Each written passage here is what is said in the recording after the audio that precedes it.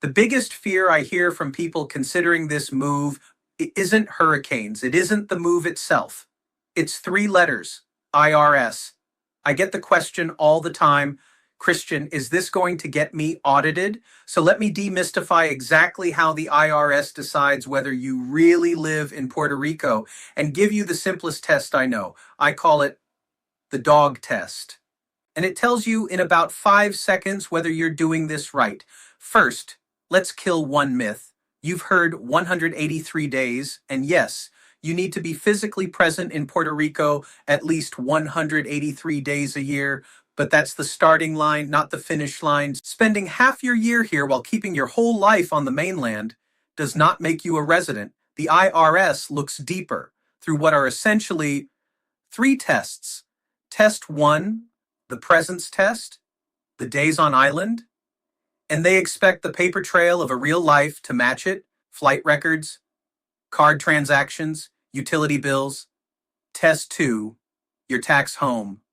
Your main place of business and economic activity genuinely has to be here. Banking, business operations, daily business decisions, all run from the island. And test three, the one people underestimate, the closer connection test. Has your entire center of gravity moved? Your home, your family, your doctor, your driver's license, your voter registration, your bank, your social life. Which brings me to the dog test.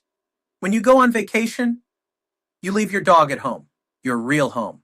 So if your dog is in Puerto Rico, you live in Puerto Rico. But if your dog is still in Connecticut and you're flying down just to hit a day count, some part of you is telling the IRS where you actually live. The people who succeed with Act 60 aren't gaming a calendar. They move the family, the business, the routines, and yes, the dog. And here's the mindset shift I give every client. IRS scrutiny isn't a bug in this program. It's a feature. It's what keeps Act 60 legitimate and protects the people who did it right. If you move here for real, the scrutiny is nothing to fear. It's paperwork. The people who get in trouble are the ones trying to keep a foot in both worlds. Now, I'm a real estate broker, not an attorney or a CPA. That's the compliance side, those calls you have with licensed professionals, and I'm happy to introduce you to my team. But a huge part of passing these tests is simply establishing a real home here. The residents, the roots, the community, that's my world, and it's exactly where I help.